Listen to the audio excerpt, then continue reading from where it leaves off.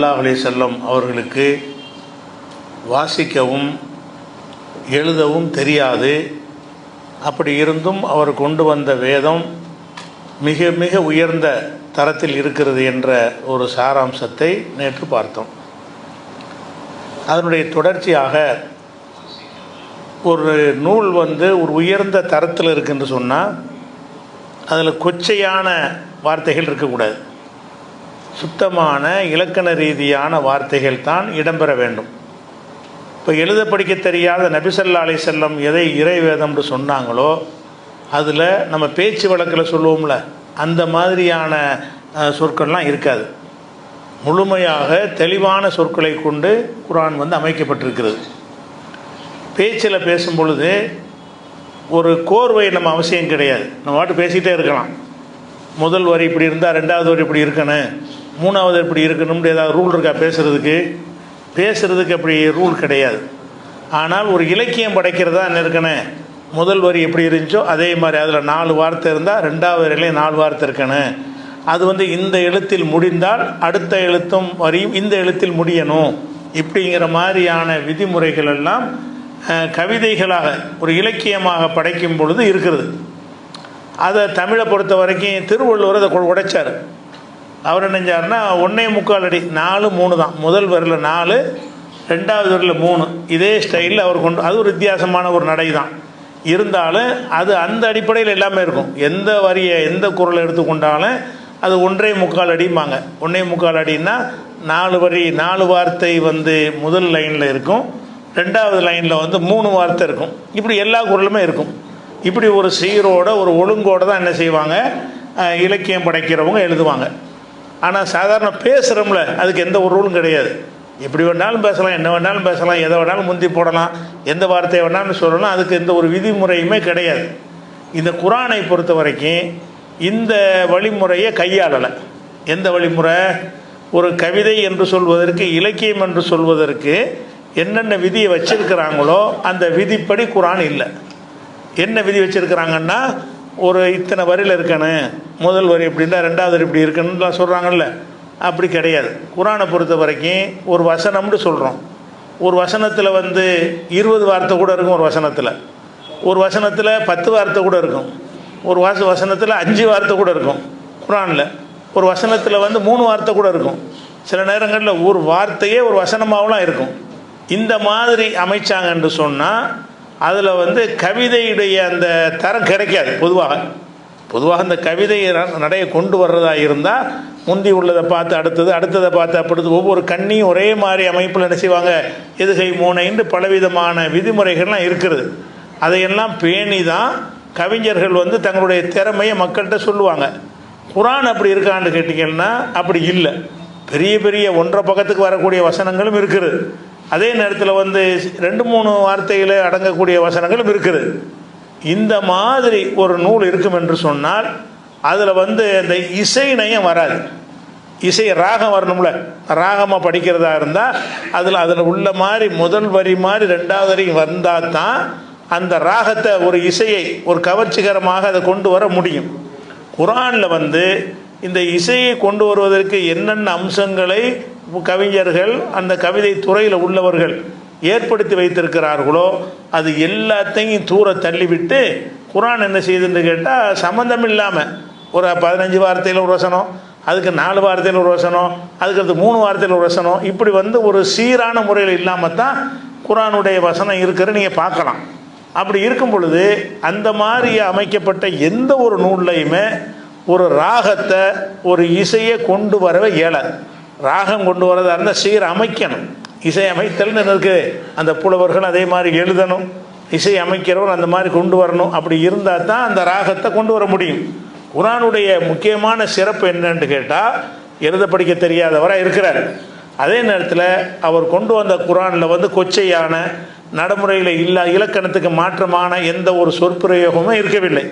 அதே நேரத்தில் ஒரு வசனத்துக்கும் அடுத்த வசனத்துக்கும் ஒரு தொடர்பு அளவில் ஏதாவது ஒரு வித்தியாசங்கள் இல்லாமல் அமைக்கணும்னு இருக்கான்னு அப்படியும் கிடையாது.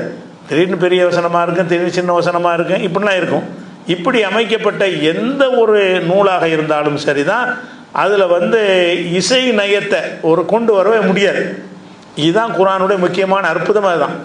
இசையை எதில் கொண்டு வர முடியாதோ அந்த மாதிரி ஒரு நடையை இஸ்லாம் வந்து தேர்ந்தெடுத்து அதை வந்து இறை வேதம் ரசூல்லா மக்கள்கிட்ட சொல்கிறாங்க. அந்த இசைக்கு மயங்குறாங்க எல்லாரும். அந்த அரபுகள் என்ன செய்கிறாங்கன்னா, இதனடா இது கவிதையிலையும் சேர மாட்டேங்குது, கவிதைன்னா அதுக்கு யாப்பு அந்த மாதிரிலாம் எதுகை மோனைன்னு பல சட்டங்கள் இருக்கிறது, அந்த சட்டத்திலையும் அடங்க மாட்டேங்குது. அதே நேரத்தில் வந்து கவிதைகளில் கிடைக்கிற இனிமையை விட இவர் குர்ஆன் என்ற எதை ஓதி காட்டுகிறாரோ அதில் வந்து பெரிய இனிமை இருக்குதே அப்படின்னு சொல்லி என்ன செஞ்சாங்கன்னா, அந்த அரபுகள் வந்து ஆச்சரியப்பட்டாங்க. ஆச்சரியப்பட்டது மட்டும் இல்லாமல் அவங்க சொன்னாங்க, லா தஸ்மௌலி ஹாதல் குர்ஆன், இந்த குர்ஆனை நீங்கள் வந்து கேட்காதீங்க, கேட்டால் மயங்கிடுவீங்க. குர்ஆனை கேட்க யார் சொல்கிறா? மக்கத்தில் உள்ள காஃபிர்கள். அந்த மக்களுக்கு சொன்ன அறிவுரை என்னன்னு கேட்டால், அவர் குர்ஆன் எதையாவது சொன்னால் கேட்டுக்கூடாதே, அவர் சும்மா ஏதாவது பேசினா கூட கேளுங்க, குர்ஆன் சொன்னார் கேட்கக்கூடாதுன்னு என்ன அர்த்தம்? அந்த குர்ஆன் வந்து அப்படியே அந்த அந்த ஓதக்கூடிய அந்த விதம் வந்து மக்களை ஈர்த்தினபடியே அப்படி மதிமயங்கிடுவாங்க, அதில் ஒரு அதிசயமான ஒரு அமைப்பு அதில் இருக்குது என்று மக்காவோட உள்ள காஃபிர்களுமே நினைஞ்சாங்க, அதை விளங்கியிருந்தாங்க. இது 41வது சூறாவில் 26வது வசனத்தில் இது இருக்கிறது. நீங்கள் வந்து குர்ஆனை வந்து கேட்டுறாதீங்க அப்படிங்கிறாங்க. இப்போ குர்ஆன் எப்படி அற்புதமாக இருக்குன்னு தான் பார்க்க போகிறோம். அற்புதமாக எப்படி இருக்குன்னு கேட்டால், அதாவது எழுத படிக்க தெரியாதவரால் வேதம் என்று நமக்கு அறிமுகப்படுத்தப்படுகிறது. அந்த வேதம் வந்து அந்த இலக்கியத்தை படைப்பவர்கள் என்னென்ன விதிகளை வைத்திருக்கிறார்களோ அந்த எந்த விதியிலும் அடங்க மாட்டேங்குது. அந்த சொல் அமைப்புகள் வந்து அந்த விதியில் அடங்க மாட்டேங்குது. ஆனால் அந்த கவிதைகளில் கிடைக்கக்கூடிய இனிமையை விட கேட்டால் ரசிக்கக்கூடிய ஒரு நிலையில் வந்து இந்த குர்ஆன் மட்டும்தான் இருக்கிறது. எந்த அளவுக்கு இருக்குன்னு கேட்டால், அரபு மொழி தெரியாதவர்கள் அந்த குர்ஆனை கேட்டாலும் மயங்குகிறார்கள். இதை ஆய்வு செய்கிறாங்க. இந்த குர்ஆனை பற்றி இன்றைய நவீன காலத்தில் வந்து பல அறிஞர்கள் ஆய்வு செஞ்சு, இது ஏதோ ஒரு மந்திர சக்தி இருக்கிறது, இந்த மாதிரி ஒரு மெத்தடில் வந்து இவ்வளோ இனிமையை கொண்டு வர முடியாது, அப்படி எல்லாம் வார்த்தையை பொறுக்கி போட்டு பொறுக்கியாக போட வந்த ரப்பு தானே, அவன் ஒரு ராகண்ட ஆயிரம், அவன் எப்படி வந்தால் ராகம் வரணும்னு அவன் நினைக்கிறானோ அவன் தந்திருக்கிறான், அந்த மாதிரி அவனாலும் கொண்டு வர முடியாதுன்னு சவால் விடுது. இதை பற்றி சொல்வதாக இருந்தால், முதலாவதாக அந்த மெர்மடிக் பிக்தால்னு சொல்லுவாங்க. மெர்மடிக் பிக்தால்னு சொல்லி அவர் முஸ்லீம் அல்லாத ஒருவராக இருந்து குர்ஆனில் குறை கண்டுபிடிப்பதற்காக வேண்டிய எகிப்தில் போய் அரபு மொழியை கற்று குர்ஆனை வந்து நம்ம தப்பு கண்டுபிடிக்கணும் அப்படிங்கிறதுக்காக வேண்டிய படித்து கடைசியில் வந்து குர்ஆனால் ஈர்க்கப்பட்டு அவர் இஸ்லாத்தையும் ஏற்று அவர் ஆங்கிலத்தில் குர்ஆனை மொழிபெயர்த்திருக்கிறார். பிக்தாலுங்கிற ஒரு அறிஞர். அவர் என்ன சொல்கிறார், ஆங்கில மொழிபெயர்த்தவர் என்ன சொல்கிறாருன்னு கேட்டால், இந்த குர்ஆன் வாசகங்கள் ஓதப்படும் போது அதை கேட்பவர் அரபு மொழி தெரியாதவராக இருந்தாலும் அந்த ஓசை நயம் மனிதனை உச்சாணி கிளைக்கு கொண்டு போகிறது. அரபி தெரியலன்னு சொல்லி அதை கேட்டோம்னு சொன்னாலே ஒரு விதமான ஒரு மயக்கம் தரக்கூடிய ஒரு தன்மை அதில் இருக்கிறது. அதற்கு ஈடு இணையற்ற இன்னிசை அதன் ஓசை வந்து இருக்கிறது. அந்த ஓசையே மனிதர்களை அள வைக்கிறது, பரவசப்படுத்துகிறது. அப்படி பார்த்து அவர் ஈர்க்கப்படுறார். இவர் அந்த குர்ஆனில் குறை கண்டிக்க போனவர் அந்த குர்ஆனை ஓதுறத முறையாக ஓதணும், அதுக்கான ஒன்றுக்கு ஒன்று ஓதனா அதுக்கு ஈர்க்காது. சரியான முறையில் ஓதினார்கள் என்று சொன்னால் அதனுடைய ஈர்ப்புத்தன்மை எப்படி இருக்கும்னு கேட்டால் மனசை கட்டி போட்டுரும். மொழி தெரியாட்டாலும் பரவாயில்லை, அரபு மொழி தெரிந்தவர்களுக்கு அர்த்தத்தோடு சேர்த்து கட்டி போடும். அரபு மொழி தெரியல என்று சொன்னால் எந்த ஒரு மேலதாளம் ட்ரம் இசை உண்மையாக கிடையாது, கருவியே கிடையாது, ஓத தான் செய்கிறாங்க. அது என்ன செய்யும்னா மக்களை ஈர்த்து விடும் என்று சொல்லி பிக்தாலுங்கிற ஒரு அறிஞர் சொல்கிறாரு. அவர் முஸ்லீமாக இருக்கிறனால சொன்னாருன்றாங்க. கேட்டானே செய்வாங்க, அவர் இருந்தார் இப்போ இஸ்லாத்துக்கு வந்துட்டார்ல, இஸ்லாத்துக்கு வந்து அப்படி தானே சொல்லுவார் அப்படின்னு கூட இதை வந்து அலட்சியப்படுத்த முடியும். அதே நேரத்தில் வந்து ஆர்தர் ஜே ஆர்பெரின்னு ஒருத்தர், இவர் வந்து 1955 உள்ளவர். இவர் வந்து கேம்பிரிட்ஜ் பல்கலைக்கழகத்தில் ஒரு பேராசிரியர். இவர் முஸ்லீம் கிடையாது, கேம்பிரிட்ஜ் பல்கலைக்கழகத்தில் ஒரு பேராசிரியர் இருக்கிறார். அவர் வந்து குர்ஆனை வந்து இப்படி வேதம்னு நினைக்கிறாங்களே, இதில் என்ன விஷயம் இருக்குது என்று ஆராய்கிறார். ஆராய்ஞ்சு சொல்கிறாரு.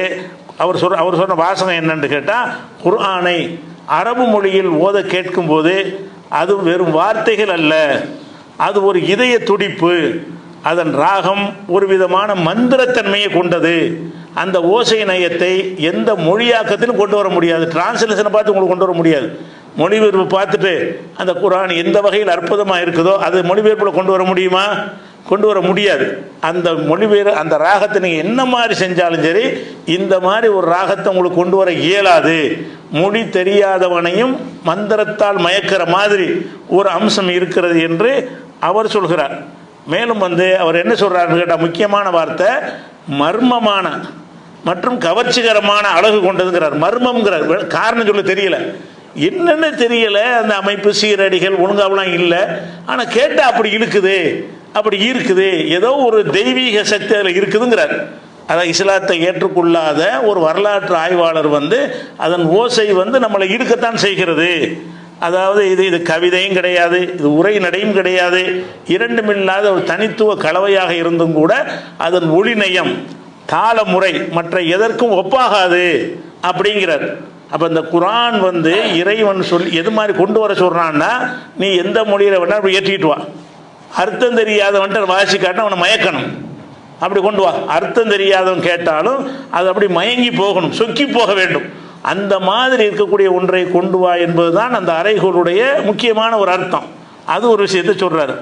அதே மாதிரி கிப்பண்டு ஒருத்தர் வரலாற்று ஆசிரியர் இருந்தார். இவர் ரொம்ப புகழ்பெற்ற வரலாற்று ஆய்வாளர். இவர் குரானை நிறைய விமர்சித்தவரும் கூட. குரானை புகழ்ந்து எழுதினவரெலாம் கிடையாது.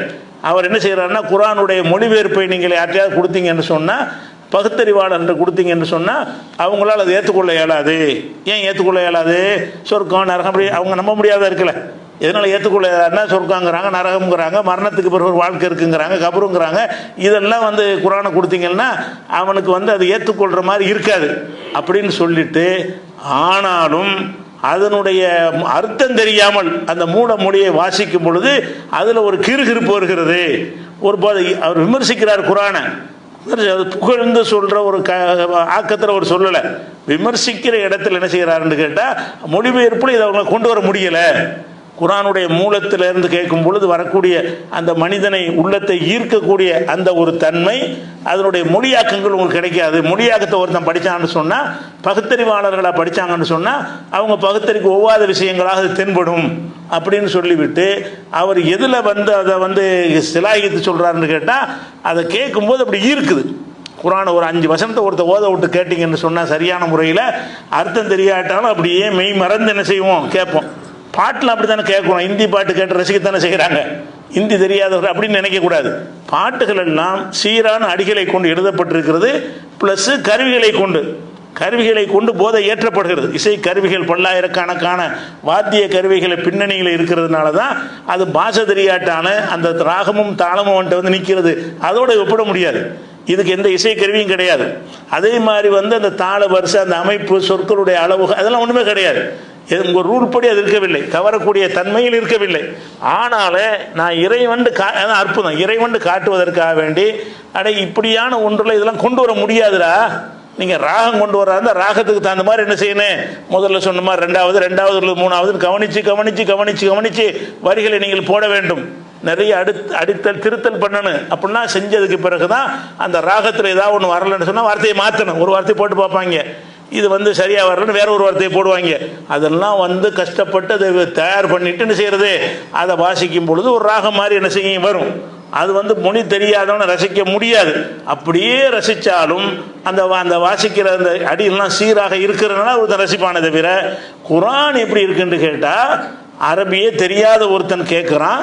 இன்னும் சொல்ல போனால் அந்த மேற்கத்திய நாடுகளில் உள்ளவன் இருக்கான்ல, அவனுக்கு இந்த அரபு மொழியுடைய அந்த எழுத்துக்களே பல எழுத்து அவனுக்கு பரிச்சயம் இல்லாத எழுத்து வராது.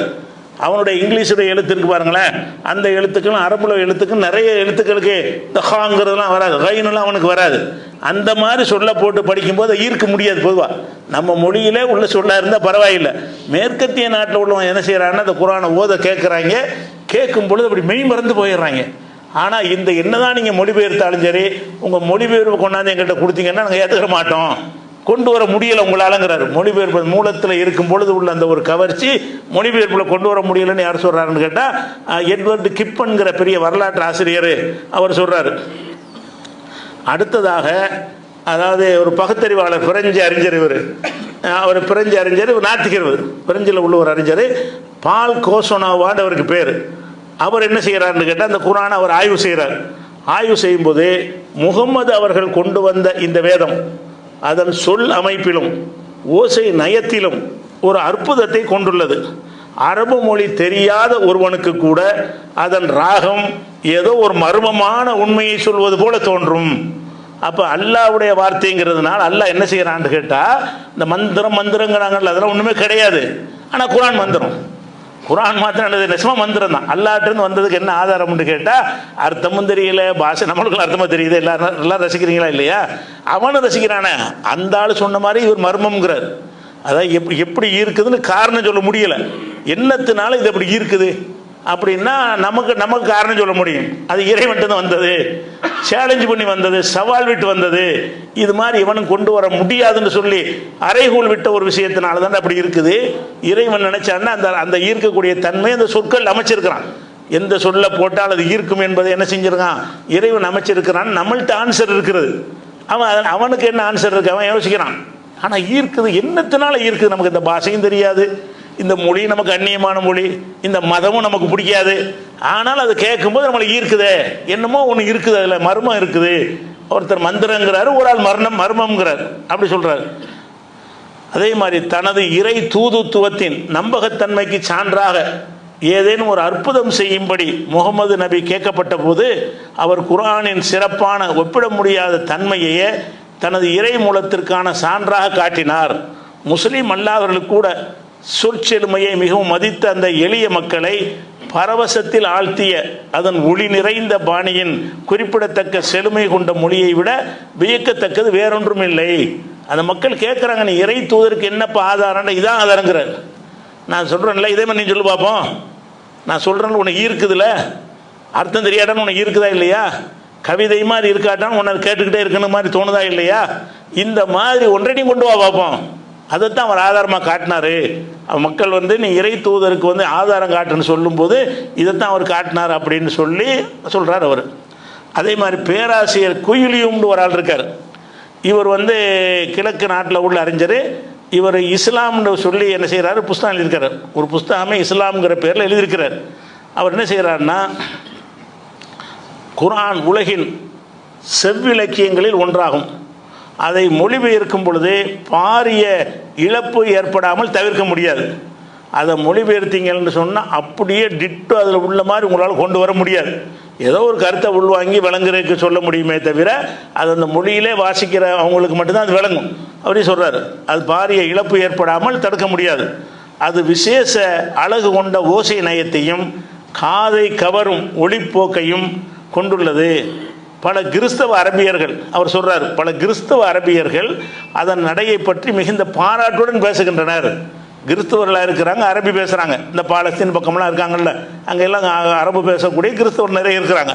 அவங்களே பாராட்டுறாங்க. இந்த குர்ஆனை கேட்கும்போது ரொம்ப ஈர்க்குதுங்க, எங்களுக்கு அரபி தெரியுது, அந்த அரபியில் கேட்கும்போது ரொம்ப பெரிய ஆச்சரியமாக இருக்கிறது, இது மாதிரி சொல்ல முடியாது, அது இது மாதிரி சொல்கிறாங்க. பெரும்பாலான அரபு அறிஞர்களும் சொல்கிறார்கள் அப்படின்னு சொல்கிறாங்க. அது தேவையில்லை நமக்கு. இன்னைக்கு கிறிஸ்தவத்தில் உள்ள அரபியர்களும் சொல்கிறாங்க, மொழி தெரியாதவர்களும் சொல்கிறாங்கன்னு அப்படி சொல்கிறாரு. அது சத்தமாக வாசிக்கப்படும் பொழுது அல்லது ஓதப்படும் பொழுது கிட்டத்தட்ட ஒரு மயக்க விளைவை ஏற்படுத்துறது. அவர் சொல்கிறாரு, கிட்டத்தட்ட ஒரு மயக்க விளைவு ஏற்படுதுன்னு அர்த்தம். அது நம்மளை அப்படியே உள்ளத்தை ஈர்த்து உள்ளக்க நுழைஞ்சிருதுங்கிறார். மயக்கம்னு என்ன அர்த்தம்? ஒரு வார்த்தையை கேட்டால் மயக்கம் வருமா? எந்த ஒரு சொல்லை கேட்டால் மயங்குவான, ஏதாவது மயங்க மாட்டான். அந்த குர்ஆனை கேட்கும் பொழுது என்ன ஆகுதுன்னு கேட்டால், அந்த காதில் அந்த ஓசை போகும் பொழுது என்னமோ ஒரு மயக்கத்தக்க ஒரு விஷயம் இருக்குது. அல்லாட்டிருந்து வர்ற வேதம் இருக்கு இல்லையா, அல்லாஹ் அந்த பவரோடு அதை என்ன செய்யறான், கொண்டாந்து சேர்க்கிறான் என்பதற்கு அதை ஏற்படுத்துது. அது தனது மொழியின் இனிமையான இசையால் விமர்சனத்தை நிசுப்தமாக்கும் இந்த தன்மை கொண்டுள்ளது. எந்த விமர்சனம் பண்ணாலும் சரி அத்தனை வாயடிக்க செஞ்சிடும். இது குர்ஆனை பற்றி எவனா விமர்சனம் பண்ணான்னா இதே மாதிரி நீ தயாரித்து கொண்டு வாட பார்ப்போம். ஒரு மொழி தானே இது, தயாரிக்கிற பெரிய பாரதூரமான விஞ்ஞானத்தை உனக்கு தயாரிக்க சொல்லப்பட்டிருக்குது. இமயமலை புரட்ட சொல்லி இருக்குதா? ஒரு மொழி தானே, நீ பேசுகிற மொழி தானே, இதே மாதிரி கொண்டு வாப்போன்னு இதுக்கு சவால் விடுது. ஏன்னு கேட்டால், இது இறைவன் நான் தான் இதை கொடுத்தேன் என்பதற்கு முத்திரை எப்படி வைக்கிறான்னு கேட்டால், இந்த மாதிரி மயக்க மந்திரத்தை நான் விட்டு மந்திரங்கிறாங்கல்ல, அப்படி ஒன்றே உலகத்தில் கிடையாது. குர்ஆன் மாத்திரம் மந்திரம் தான். ஏன் மந்திரம்ங்கிறன்னா அவனே சொல்கிறானே, எங்களை மயக்குத, எங்களுக்கு பிடிக்காத ஒரு மதம், பிடிக்காத ஒரு பாஷை, எங்களுக்கு தெரியாத ஒரு பாஷை, அதில் ஓதுறாங்க, எங்களை ஈர்க்குதுன்னு சொல்கிற ஒரு காட்சியை பார்க்குறோம். அதே மாதிரி பேராசிரியர் ஆண்டனி ஜான்ஸுங்கிறவர், இதெல்லாம் நீங்கள் இணையதளத்தில் தேடி என்ன செய்யலாம், ஆங்கில மூலத்தோடு எடுக்கலாம். நம்ம ஆங்கில மூலத்தை எடுத்து ஏஐயில் கொடுத்து தமிழாக்கம் பண்ணி நான் கூட சொல்லிகிட்டு இருக்கிறேன். நீங்கள் ஆங்கிலத்தில் நேரம் என்ன செய்யலாம், எடுக்கலாம். அப்போ இவர் யாருன்னு கேட்டால் ஆஸ்திரேலிய தேசிய பல்கலைக்கழக பேராசிரியர். இவர் முஸ்லீம் அல்லாத ஒரு அறிஞர். இவர் என்ன செய்கிறாருன்னா, குரானை பற்றி எழுதும் பொழுது குரான் ஒரு வாசிக்கப்படும் வாய்மொழியான உரை என்ற இலக்கிய மற்றும் நிகழ்வியல் ரீதியான பாராட்டை அணுக வேண்டியதன் அவசியத்தை வலியுறுத்துகிறார். குரானை புரிந்து கொள்ள உரை மொழிபெயர்ப்பு அப்பால் சென்று அதன் ஓதப்படும் யதார்த்தத்தை அனுபவிக்க வேண்டும். இந்த மொழிபெயர்ப்பு அர்த்தம் அதெல்லாம் தூக்கி போடும், அதை ஓதப்படுறதுல கிடைக்கக்கூடிய அந்த இனிமே அனுபவிக்கணுங்கிறார். அந்த குரானை அது அர்த்தம் தெரிகிறது, அதெல்லாம் ரெண்டாவது விஷயம். அதை ஓதப்படும்போது புரிந்து கொள்ள உரை மொழிபெயர்ப்புக்கு அப்பால், அதை உரையில் மொழிபெயர்ப்பு செஞ்சுருப்பாங்கல்ல, தமிழாக்கம் ஆங்கில ஆக்கம்னு, அந்த ஆக்கங்களை படிப்பதற்கு அப்பால் போய் அதன் ஓதப்படும் யதார்த்தத்தை நீ கவனி. இங்கிலீஷ் மொழிபெயர்ப்பு படிச்சு நீ போயிடாத, அதில் அந்த உயிரை கொண்டு வர இயலாது. தமிழ் மொழிபெயர்ப்பு படிச்சுட்டு இதான் குரான் நினைச்சிடாத, அதில் மனுஷ மொழிபெயர்க்கிறது கொண்டு வர முடியாது. நீ மொழிபெயர்ப்பு படிப்பதோட அதன் ஓதப்படும் யதார்த்தத்தை நீங்கள் அனுபவிக்க வேண்டும். அப்படின்னா என்ன அர்த்தம்? இது எதுக்கு அவன் சொல்கிறான்? அவனுக்கு என்ன லாபம் இருக்கிறதுனால? மேற்கத்திய உலகத்துக்கு இஸ்லாமே பிடிக்காது. ஆனால் குரானை ஆய்வு செய்யும் என்ன செய்கிறாங்கன்னு கேட்டால் அதை வியப்படைகிறாங்க, ஆச்சரியப்பட்டு என்ன செய்கிறான் அதை சொல்கிறான். அதனுடைய மொழி நயம் பெரிய ஆச்சரியம்தான். அதே மாதிரி மாரிஸ் புகைல் அவர் இஸ்லாத்துக்கு சார்பாக எழுதக்கூடியவர் பேர் எடுத்தவர். அதனால் இவரையும் அலட்சியப்படுத்திடுவாங்க. நான் சொன்ன மறுமடிக்கு புக்தால் மாதிரி இவர் விஞ்ஞான ஒளியில் பைபிளும் குரான் ஒரு புஸ்தகம்லாம் எழுதியிருக்கிறார். அது தமிழில் கூட மொழிபெயர்க்கப்பட்டிருக்கிறது. மாரிஸ் புகைலுங்கிறவர் அதை குரானையும் பைபிளையும் ஒப்பிட்டு குரான் தான் அறிவியல் பேசுது, பைபிளில் ஒன்றுமே இல்லைன்னு சொல்லி, அவர் கிறிஸ்தவர் திணைக்கும் கிறிஸ்தவராக இருந்து கொண்டு அந்த புஸ்தகம் எழுதினார். தமிழில் கிடைக்கும், விஞ்ஞான ஒளியில் பைபிளும் குரானும் என்று நம்ம தமிழிலே மொழிபெயர்க்கப்பட்டு உலகத்தில் எல்லா மொழியிலையும் மொழிபெயர்க்கப்பட்ட ஒரு ஆசிரியர். அவர் முஸ்லீம் அல்ல, ஆனால் இஸ்லாத்தை புகழ்ந்து எழுதினவர். அவர் என்ன செய்கிறாருன்னா, முஸ்லீம் அல்லாதவர்களுக்கு கூட குரானுடைய அந்த மொழி நயம் ஒரு வியப்பை ஏற்படுத்தியது. என்ன செய்கிறார், முஸ்லீம் அல்லாஹ்விற்கு கொண்டு கொடுத்தா கூட அதனுடைய ஒளி நயம், அதனுடைய கருத்து, அதனுடைய விஞ்ஞான கருத்து, முன்னறிவிப்புலாம் அவர் சொல்லலை. என்ன சொல்கிறாரு, குரானுடைய அதில் சொல்லப்படக்கூடிய உள்ளடக்கம், இந்த கண்டென்ட்டு, அதை பற்றி இவர் பேசலை. என்ன செய்கிறாரு, அதெல்லாம் முஸ்லீம் அல்லாதவர்களுக்கு கூட அரபி தெரியாத கூட சேர்த்துக்கிற வேண்டியதான். அரபி தெரியாதவர்களுக்கு கூட குரானின் மொழி நயம் வியப்பை ஏற்படுத்தும். அவன் படித்தா கூட அந்த மொழி நடையை பார்க்கும் பொழுது ஆச்சரியத்தினுடைய உச்சிக்கே போயிடும். இப்படி எவனாலையும் கொண்டு வர முடியாது, அதான் சேலஞ்சு. இது மாதிரி கொண்டு வான்னு சொல்கிறோம்ல, எவனா கொண்டு வந்தான்னு சொன்னால் நம்ம கொண்டு வா. வேதம் குறியில் அதை இதை குரானே நான் ஓதுற மக்கள் கேட்கட்டேன், நீ விதத்தையும் போகுது ஒன்றுமே செய்யாது. எவன் ஈர்க்கப்பட மாட்டான். அதை ஈர்க்கணும், என்ன செய்யணும், ஒரு மந்திரம் போட்ட மாதிரி ஈர்க்கணும். அந்த ஒரு தன்மை இருக்குன்னு தான் குரான் சேலஞ்சு பண்ணுது. அந்த சேலஞ்சு பண்ணுறத முஸ்லீம் அல்லாதவங்க வாயில அல்ல வெளிப்படுத்துகிறான் அப்படிங்கிற ஒரு விஷயத்தை பார்க்குறோம். அதே மாதிரி ஜோஹன் ஊல்ஃபுகாங் அப்படிங்கிற ஒரு ஜெர்மன் கவிஞர் அவர் என்ன செய்கிறாருன்னு கேட்டால் சொல்கிறாரு, இந்த நூலை அணுகும் ஒவ்வொரு முறையும் அது விரைவில் நம்மை வெறுப்படைய செய்து பிறகு நம்மை வியக்க வைத்து இறுதியில் நம்மை மதிப்புக்குரியவர் ஆக்குறது. ஆரம்பத்தில் கேட்கும்போது குரானா அப்படின்னு வெறுப்பாக தெரியுமா, கேட்டவனை நம்மளை அறியாமல் அது மீது ஈர்ப்பு வந்துருதுங்கிறார். குரானை வெறுத்துக்கிட்டு கேட்டால் கூட ஆரம்பத்தில் என்ன வெறுக்கத்தானே, வேறு மதத்துக்காரங்களுக்கு பிடிக்காதுல்ல, இது இஸ்லாமிய வேதம்ங்கிறாங்கன்னு சொல்லி அந்த பார்வையோட கேட்பாங்க. கேட்டு என்ன செய்யணும்னு கேட்டால் பிறகு விருப்புக்குரியதாக மாறிடும். ஆரம்பிக்கும் போது வெறுப்போடு கேட்க ஆரம்பிப்பான். ஒரு 4 வசனம் போனவன்னு என்ன செய்ய முடியாது, அவனை அறியாமல் அது ஏதோ மந்திரம் போட்ட மாதிரி மயங்கி போய் என்ன செய்யுமா கேட்க ஆரம்பிச்சிருவான் அப்படின்னு சொல்லி அவர் சொல்லக்கூடிய ஒரு காட்சியை பார்க்குறோம். அதே மாதிரி வில்லியம் மான் கோமரி அப்படின்னு ஒரு ஆள் என்ன செய்கிறாருன்னு கேட்டால், குரான் தாக்கம் ஏற்படுறதுக்கு முக்கியமான காரணம் அதனுடைய நமக்கு எல்லாமே காரணங்கிறோம். நமக்கு அதனுடைய அர்த்தம், அதனுடைய கருத்து, அதனுடைய போதனை எல்லாமே நமக்கு முஸ்லீம்களை பொறுத்த வரைக்கும் ஓகே. அது அவன் கூட ஒத்துக்கிட்டா தானே, அவன் ஒத்துக்கிற மாட்டானே, திருடாத கொலை செய்யாத அவனுக்கு பிடிக்குமா, அதெல்லாம் ஒழுக்க கடையெல்லாம் கண்டிக்காதெல்லாம் அவனுக்கு பிடிக்காது. ஆனால் எல்லாரும் இருக்கக்கூடிய விஷயம் என்னங்க இருக்குன்னு கேட்டால் அதன் ஒளி ஓட்டமே, அவர் சொல்கிறார், அதன் ஒளி ஓட்டமே அதன் தாக்கத்தின் முக்கிய காரணம். குரானுடைய அந்த ஒளி ஓட்டம்னா அந்த ஓதுற அந்த குரல், அந்த ஓசை இருக்குல்ல, அந்த ஓசை நயம்தான் குரானுடைய தாக்கத்துக்கு முக்கியமான காரணம் அப்படிங்கிறார். அதே மாதிரி அதாவது டுரோக்குன்னு ஒரு அறிஞர் அவர் என்ன செய்கிறாருன்னு கேட்டால், குரான் என்பது கேட்கப்பட வேண்டிய உரை, அதன் ஒளி அமைப்பு தான் அதன் பிரதான வலிமை. குரானுடைய பிரதான விஷயம் என்னன்னு கேட்டால் அதில் சொல்லப்படுற கருத்து, உள்ளடக்கம், அது ஏன்னா அவங்க பார்வையில் நமக்கு எல்லாமே இறைவன்ட்டு வந்தது. அவங்க பார்வையில் அந்த உள்ளடக்கம் அது அர்த்தம் அதெல்லாம் முக்கியம் கிடையாது. நமக்கு பிரதான விஷயம் என்னன்னு கேட்டால் அந்த ஒளி அமைப்பு தான். அந்த அந்த ராகத்தை வாசிக்கும் பொழுது இந்த சொல்லுக்கு அடுத்து இந்த சொல்லுக்கு இந்த அர்த்தம் நல்லா எடுத்து போட்டிருக்கான்ல, அந்த மெத்தடில் என்ன செய்கிறான்னா அந்த வசனத்துக்குள்ள ஒரு விதமான ஒரு பவரை ஏற்றி எல்லாம் நினைஞ்சிருக்கிறான், கொடுத்துட்டு தான் சேலஞ்ச் பண்ண சொல்கிறான். இது மாதிரி கொண்டு வாங்கிறது என்ன செய்யணும், இதே தான் இந்த ஆளுக்கு சொன்னாங்கல்ல, இந்த மாதிரி 10 அறிஞர்களை உட்கார வச்சுட்டு நீனும் ஓது, நானும் ஓதுறேன், குரான் மாதிரி இருக்கான்னு கேட்போம். அது என்ன மாதிரி இருக்காதுன்னு கேட்போம், இருக்காது. மொழி தெரியாதவன்னு வச்சு கேட்கும். இந்த குரானை எத்தனை வகையில் டெஸ்ட் பண்ணாலும் எல்லாரும் ஈர்க்கும் என்பது அவர் சொல்லக்கூடிய ஒரு காட்சியை பார்க்குறோம். அதே மாதிரி மைக்கேல் செல்ஸுங்கிற ஒரு ஆள் சொல்கிறாரு. என்ன சொல்கிறாருன்னு கேட்டால், இவர் என்ன செய்கிறாருன்னா அந்த சின்ன சூறாக்கள் இருக்குல்ல, அது சின்ன அந்த அம்மை ஜூஸில் வரக்கூடிய சின்ன சூறா, குல்ஹுவல்லாஹு, அலம் தர கைஃப, இந்த சூறாக்கள் எடுத்து ஆய்வு பண்ணுறாரு. அதை ஆய்வு பண்ணி என்ன செய்கிறாருன்னு கேட்டால், அது வந்து ஷார்ட் சூறாங்கிற பேரில் ஒரு ஆய்வு செய்கிறார். சின்ன சூறாண்டு ஒளி நயத்தை ஆராய்ந்து சொல்கிறாரு. அதனுடைய உச்சரிப்பு அந்த சூறாக்களை சின்ன சூறா தானே, பெரிய பெரிய கவிதைகளில் இலக்கியம் நயம் வருவது பெரிய விஷயம் கிடையாது. சின்ன சூறா 3 வரி 4 வரியில் உள்ள ஒரு சூறா இருக்கிறது. அதை கேட்கும் பொழுது நம்மளை அப்படி இருக்கிறது, அதனுடைய ஒளி நயம் என்ன செய்ய நம்மளை மதிமயங்க வைக்கிறது அப்படின்னு அவர் சொல்லுகிறார். அதே மாதிரி வந்து தாமஸ் கார்லைன்னு ஒரு ஆள் இருக்கார். அவர் யாருன்னு கேட்டால், இவர் என்ன செய்கிறாருன்னா இது வந்து ஒரு சில குரானை விமர்சிக்கிற ஒரு ஆள். இவர் குரானை வந்து புகழ்கிற ஒரு ஆள் கிடையாது, விமர்சிக்கிற ஒரு ஆள்.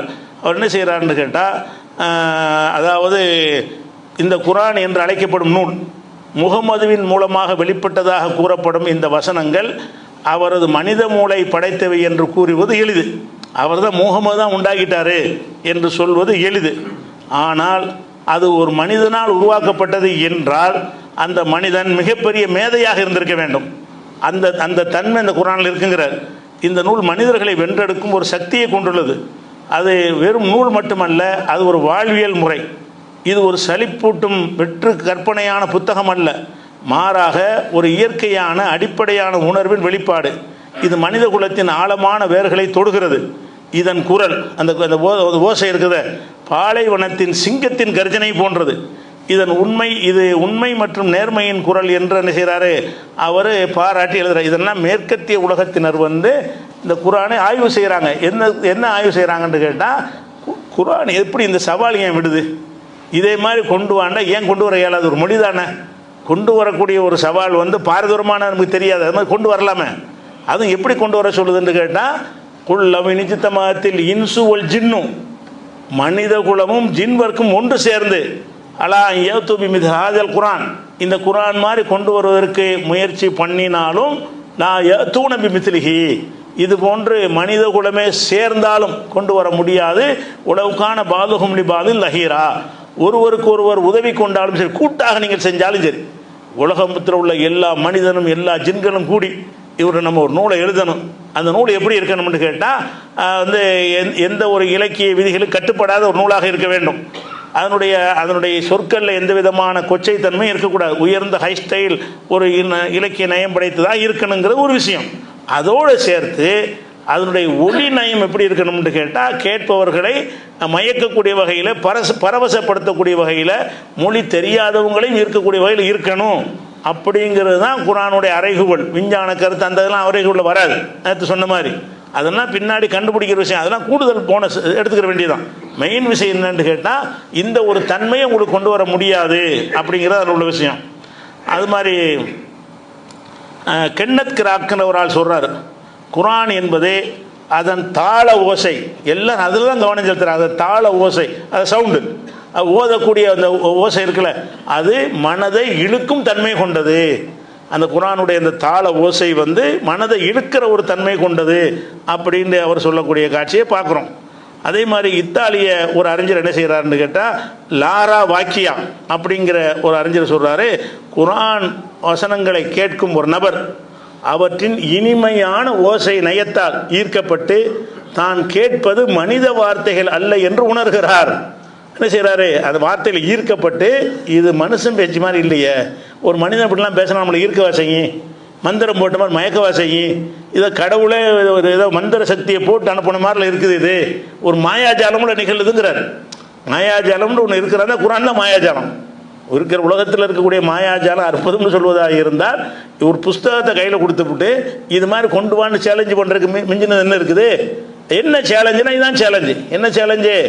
எந்த கவிதையுடைய ரூல்லையும் அடங்காமல் ஒரு புஸ்தகத்தை எழுதி அது கேட்குறவனை வந்து ஈர்க்கணும். இந்த மாதிரி கொண்டு வாங்கிறது தான் அடிப்படை. அவர் சொல்கிறார், குர்ஆனின் வசனங்களை கேட்கும் ஒரு நபர் அவற்றின் இனிமையான ஓசை நயத்தால் ஈர்க்கப்பட்டு தான் கேட்பது மனித வார்த்தைகள் அல்ல என்று உணர்கிறார். இந்த இஸ்லாம் வந்து ரசூல்லா காலத்தில் வளர்ந்தது கூட இதனால் தான் நல்லா வளைக்கணும். ரசூல்லா காலத்தில் ரசூல்லா பெரிய மேடை பேச்சாளரோ ஊரா திரும்ப பயன் பண்ணிட்டு இருந்தாங்களா? ஒன்றும் பண்ணல. அவங்க குர்ஆனை தான் ஓதுனாங்க. அந்த குர்ஆனை ஓதி கேட்டவன அவன் மொழியில் இருக்கும்போது ஈர்க்கப்படுது. அந்த மொழியில் எத்தனை பெரிய பெரிய இம்ருல் கைஸ் மாதிரி பெரிய பெரிய கவிஞர்கள்லாம் இருந்தார்கள். அவங்க பெரிய பெரிய கவிதைகள்லாம் எழுதி காபத்துள்ள அளவு தொங்க விடுவாங்க, அரங்கேற்றுவாங்க. அப்படிப்பட்ட கவிஞருடைய கவிதைகள்லாம் கேட்ட பண்டிதர்கள் கூட என்ன செய்கிறாங்கன்னு கேட்டால் அதில் அப்படி ஈர்க்கப்படுற ஒரு காட்சியை பார்க்குறோம். அதை விட முக்கியமான இன்னொரு அம்சம் என்னன்னு கேட்டால், எந்த ஒரு நூல் வந்து இலக்கிய தரத்தில் மிகைத்த நூலாக இருக்கிறதோ அந்த நூல் வந்து பாமரனை ஈர்க்காது, பாமரனுக்கு புரியாது. அதான் எந்த ஒரு மொழியாக இருந்தாலும் சரி. இப்போ சீரா புராணம்னு உமர் புலவர் எழுதியிருக்காரு. நம்மளாம் தாய்மொழி தமிழ் தானே, வாசி அர்த்தம் தெரியுமா? சீரா புராணத்தில் ஒரு 10 அடியை வாசி நமக்கு அர்த்தம் சொல்ல முடியுமா? முடியாது. பெரிய பெரிய பேராசிரியர்களுக்கு என்ன செய்வாங்கன்னா டிக்ஷனரி வச்சு தான் பார்த்துக்குறாங்க. சீரா புராணத்தை அர்த்தம் செய்யும் பொழுது அதை ஒவ்வொரு சொல்லுக்கு என்ன செய்வாங்க, டிக்ஷனரியை புரட்டி பார்த்து அர்த்தம் செய்வாங்க. அதே மாதிரி கம்பர் எழுதின ராமாயணம் இருக்குது, தமிழ்லான இருக்குது. அந்த ராமாயணத்தை நீங்கள் வாசிச்சிங்கன்னா ஒரு பெரிய புலவர் அறிஞர்னு பாராட்டிக்கலாமே தவிர அதில் ஒரு 4 அடியை சொன்னால் அர்த்தம் உங்களுக்கு விளங்குமா? விளங்காது. ஏன்? உயர்ந்த தரத்தில் இருக்கும் பொழுது சாதாரண மக்களை விட்டு தூரமாக போயிடும். ஏன்னா சாதாரண மக்களுக்கு இல்லாத சொல்லப்பட்டு தான் எழுதுவாங்க, நடைமுறையில் உள்ள சொல்லப்பட்டு எழுத மாட்டாங்க. அப்போ தானே திறமையை காட்ட முடியும். திறமையை காட்டுவதற்காக எழுதக்கூடிய எந்த ஒரு நூலாக இருந்தாலும் சரி சாதாரணமாக புரிய விடக்கூடாது. சாதாரணமாக புரிஞ்சுட்டான்னு சொன்னால் நம்மளை மதிக்க மாட்டாங்க. புரியாத முறையில் எழுதுனா என்ன செய்வாங்க, மேதை அப்படின்னு நினைப்பாங்க. நினைச்சிட்டு எழுதுவாங்க. எந்த கவிதை திருக்குறள் அர்த்தம் தெரியுமா யாருக்காச்சும்? திருக்குறள் பூரா எந்த வார்த்தைகளை அப்படி அர்த்தம் செஞ்சிருவீங்களா? சில மனப்பாடம் பண்ணி அர்த்தத்தோடு பண்ணால் சொல்லிட முடியும். எந்த ஒரு குறளை கேட்டாலும் அதை தமிழ் தெரிஞ்ச ஒரு அறிஞர் கூட அர்த்தம் செய்ய முடியுமான்னா முடியாது. அவர் என்ன செய்வார்னா அதுக்குரிய உரை விளக்க உரை அது எழுதப்பட்ட நூல்கள் எல்லாம் கையில் வச்சுக்கிட்டு என்ன செய்வார், இதுதான் இதுக்கு அர்த்தம் இதுதான் அப்புறம் சொல்லுவாரை தவிர அர்த்தம் செய்ய முடியாது. இப்படி கடந்த காலத்தில் சிலப்பதிகாரத்திலிருந்து சிவக சிந்தாமணியில் இருந்து என்னென்ன நீங்கள் இலக்கியங்கள் கொண்டாடி கொண்டிருக்கிறீர்களோ அந்த எந்த ஒரு நூலாக இருந்தாலும் சரி அதில் சொல்லக்கூடிய அந்த வரிகள் தமிழில் இருந்தாலும் அதை வாசித்து அர்த்தம் வழங்காது. இந்த குர்ஆன் எப்படி இருக்கு, அவ்வளோ உயர்ந்த நிலையில் இருக்கிறது. எழுத படிக்க தெரியாத உம்மி சமுதாயம் அவங்கள்ட்ட போய் வாசிக்கிறாரு, விளங்கவும் செய்யுது. அரபி தெரிஞ்சவங்களா இருந்தாங்கன்னா அவங்களுக்கு விளங்கவும் செய்யுது. அரபி தெரிஞ்சவங்களுக்கு 2 நன்மை. ஒன்று, அதனுடைய கருத்தும் உள்ளே போகிறது. பெரிய இலக்கிய மேதை சொன்னார் நமக்குலாம் விளங்காதுன்னு இருக்கல, ஒரு இலக்கிய தரத்தில் இருக்கிறது. இலக்கிய தரத்தில் இருந்து கொண்டு எல்லாருக்கும் புரியுதுங்கிற எப்படி கொண்டு வர முடியும்? நீங்கள் எல்லாருக்கும் புரிகிற மாதிரி கொண்டு வந்தீங்கன்னா இலக்கியம்னு ஒத்துக்கிற மாட்டாங்க. சாதாரண பேப்பர் படிக்கிற மாதிரி நடையில் எழுதி விட்டார்னு வைங்க, இது ஒரு இலக்கியம் யாராவது சொல்லுவானா?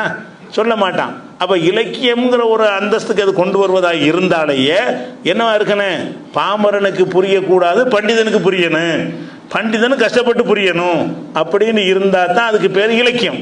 அப்படி இருக்கிற நேரத்தில் இந்த குர்ஆன் வந்து அரபு மொழி பேசுகிறவங்களுக்கு எப்படி அமைந்திருக்குன்னு கேட்டால் அவனுக்கு அதனுடைய அர்த்தமும் விளங்குது. எந்த அரபி மொழி பேசுகிறவன், வாசிக்க தெரியாத அரபி மொழி பேசுகிறவன், அந்த ஒரு சமுதாயத்துக்கு பேர் என்ன, உம்மி சமுதாயம் தானே. ரசூலுல்லாவுக்கு எப்படி எழுத படிக்க தெரியாது, அதே மாதிரி அந்த சமுதாயமே இப்போ இஸ்ரவேல் சமுதாயம்லாம் ஒரு சமுதாயமே எழுத படிக்க தெரிஞ்சிருப்பாங்க. அன்ற காலத்திலே பல சமுதாயங்கள் உலகத்தில் இருந்தாங்கல்ல, அது இருந்த சமுதாயத்தில் எழுதவும் வாசிக்கவும் தெரியாத ஒரு சமுதாயம் எதுன்னு கேட்டால் அரபு சமுதாயம் தான். அதில் ஒரு சில பேர் அபுஜஹல் மாதிரி ஒரு சில பேர் நினைஞ்சாங்க எழுத படிக்க தெரிந்த பண்டிதர்கள் விரல் விட்டு எண்ணும் அளவில் கொஞ்சம் பேர் இருந்தாங்களே தவிர அதிகமான மக்களுக்கு இருந்துச்சு. ஆனால் அந்த அபுஜஹல் மேலாளர்களுக்கு இது ஈர்க்கலை, மனசை இறுக்கி கொண்டாங்க. யாருக்கு ஈர்த்தது? அறகுறையாக அந்த மொழியை பேசுவாங்கல்ல, மேலோட்டமாக தெரிஞ்சு வச்சுருப்பாங்கல்ல, அவங்கள இந்த குர்ஆனை கேட்குறாங்க, ஈர்க்கப்பட்டாங்க, இஸ்லாத்துக்கு வந்துடுறாங்க. சொல்லக்கூடிய ஒரு அந்த கொள்கையின்பால் ஈர்க்கப்பட்டு வந்துடுறாங்க. அது ஒரு நன்மையாச்சா?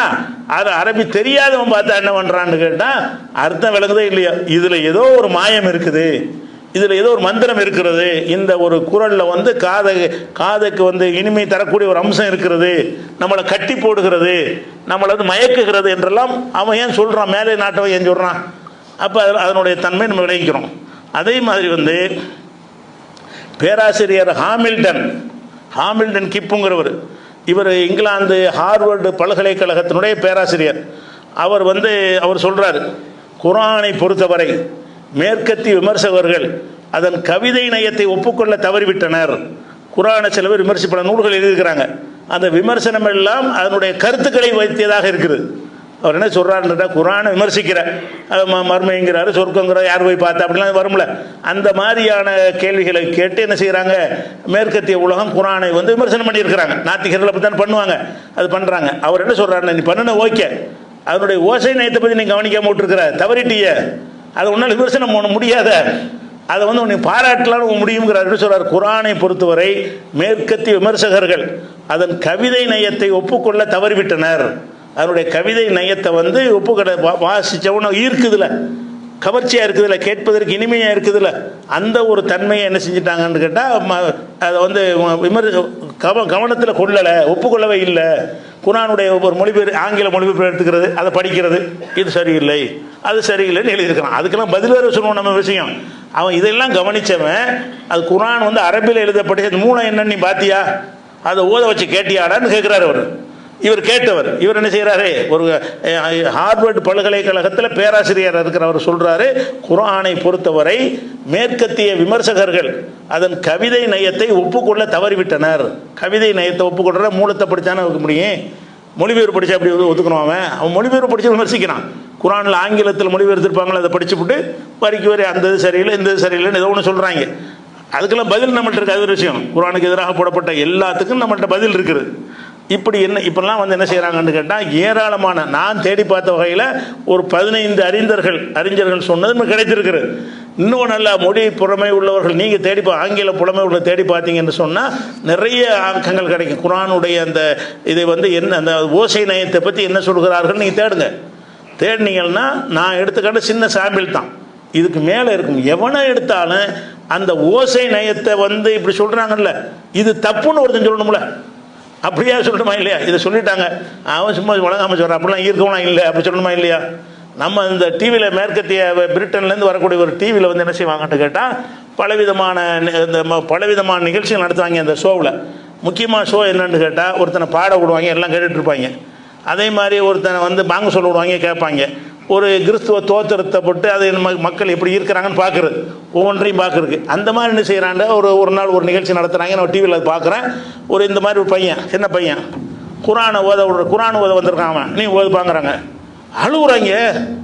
இருக்கிறதெல்லாம் ஒருத்தன் கூட முஸ்லீம் கிடையாது, எல்லாம் ஆங்கிலம் தெரிஞ்சவன், அவனுக்கு அரபியே தெரியாது. அந்த சின்ன பையனை விட்டு ஓத வச்ச நிகழ்ச்சி வேறு நிகழ்ச்சி நான் பார்க்குறேன்.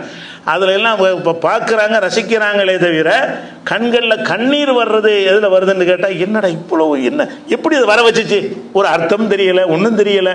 நம்ம டிவி ஷோ நிகழ்ச்சி நடத்துகிறாங்க, ரியாலிட்டி ஷோ. அந்த ஷோவில் வந்து பலவிதமான விஷயங்களை வந்து மேடையில் நடத்தி மக்கள்கிட்ட கொண்டு போவாங்க. பலதரப்பட்ட ரசிகர்கள் அதில் உட்கார்ந்துருப்பாங்க. ரேட்டிங்காக பலதை செய்கிறான். அப்படி செய்யும்போது தற்செயலாக செய்யும்போது அந்த குர்ஆன் ஓதுற நிகழ்ச்சியில் என்ன செய்யுதுன்னு கேட்டால், பார்க்குறவங்களாம் கண்ணீரை துடைக்கிறான், கட்சிப்பட்டு துடைக்கிறான். அந்த முக்காடு போட்ட துணியை வச்சு செல்வாரகப்படுத்த அந்த பொம்பளை துடைக்கிறாங்க. இந்த மாதிரி பொம்பளை ஆம்பளையெல்லாம் அவங்கெல்லாம் முஸ்லீம் இல்லை. என்னன்னு கேட்டால், அதை ஓதக்கூடிய விதத்தில் ஒழுங்கான முறையில் ஓதுனாங்கன்னு சொன்னால் அர்த்தம் தெரியாட்டாலும் ஈர்க்கிறது மட்டும் இல்லாமல் அவனுக்கு அழுகையை வர வைக்கணும்னு அர்த்தம். ஈர்க்கிறது காதுக்கு இனிமையாக ரசிச்சுட்டு போகிறத தாண்டி அழுகை வருதுன்னா என்னமோ ஒரு தெய்வத்திலேருந்து ஒரு செய்தி வருது, நம்ம ஏற்றுக்கிறாமல் இருக்கிறோமேங்கிற மாதிரி உள்ளத்தில் ஒரு ஃபீலிங் அதை ஏற்படுத்தி அவனுடைய கண்கள்லேருந்து கண்ணீர் வருவதை வந்து நானே கண்ணால் பார்த்துருக்கேன். அந்த நிகழ்ச்சியை அந்த மாதிரி ஷோவெல்லாம் பல தடவை பார்த்துருக்கிறேன். அப்போ அந்த மாதிரி இருக்கிறதுனால குர்ஆனில் வந்து அதனுடைய முக்கியமான வகை என்னன்னு கேட்டால் இந்த தன்மை தான், அதனுடைய மொழி நடை தான். ஆனால் அந்த மொழி நடையிலையும் பல விஷயங்கள் ஒவ்வொரு வார்த்தையும் ஏன் போட்டிருக்கோம், அந்த வார்த்தையும் ஏன் போட்டான்லாம் சொல்வதாக இருந்தால் அது உங்களுக்கு ட்ரையாக போயிடும். இந்த மொழி சம்பந்தமாக இதுக்கு மேலே சொன்னு வைங்க, அது வந்து அரபி தெரிஞ்சவங்களுக்கு தான் விளங்குமே தவிர அரபி தெரியாதவர்களுக்கு என்ன தூரமானதாக நம்மளை எங்கேயே தூரத்துக்கு கொண்டு போகிற மாதிரி உங்களுக்கு தெரிஞ்சிடும். அதனால் இந்த விஷயத்தை அது விட்டுட்டு, இது போக குர்ஆனில் வந்து பல பல ஒரே தரத்தில் பேசக்கூடாது. இலக்கியம்னு சொன்னால் அதில் என்ன இருக்குது, ஒரு கிண்டல் இருக்கணும், ஒரு ஒரு மாற்று கருத்து இருக்கணும், ஒன்று சொல்லி இன்னொரு அர்த்தத்தை நாடணும், இப்படிப்பட்ட ஊமை இருக்கணும், உதாரணங்கள் இருக்கணும், இப்படி பலதும் கலந்து தான் ஒரு இலக்கியம் என்பது இருக்கும். குர்ஆனை பொறுத்த வரைக்கும் எல்லா விதமான எந்த இலக்கியங்கள் வந்து இஸ்லாத்துக்கு விரோதமாக இருக்குதோ அந்த மாதிரி இலக்கியங்களை தவிர்த்து விட்டு பொய் வந்து இஸ்லாத்துக்கு ஒத்துக்கிறாரு. ஆபாசம் இஸ்லாத்துக்கு ஒத்துக்கிறார். இந்த கவிதைகள்லாம் அந்த ஆபாசத்தையும் பொய்யையும் வச்சு தான் மக்களை உயிர்ப்பாங்க. ஏதாவது பொய் கவிதைக்கு பொய் அழகுங்கிறார்ல வைரமுத்து, அதாவது கண்ணுக்கு மை அழகு, கவிதைக்கு பொய் அழகான். கவிதைனால பொய் தான் இருக்குனுங்கிறான். அப்போ கவிதைனாலே பொய் அழகுன்னு சொல்லிட்டு இருக்கும் பொழுது பொய் இல்லைங்கிற அடிப்படையில் ஒரு இருக்கிற ஒரே வேதம் ஒரே இலக்கியம் குர்ஆன் மட்டும்தான். அந்த மாதிரி இருக்கிறதுனால பலவிதமான இலக்கிய தன்மைகள் இருக்குல்ல, அதில் எல்லா வகையான இலக்கிய சுவையோட குர்ஆன் இருக்குது.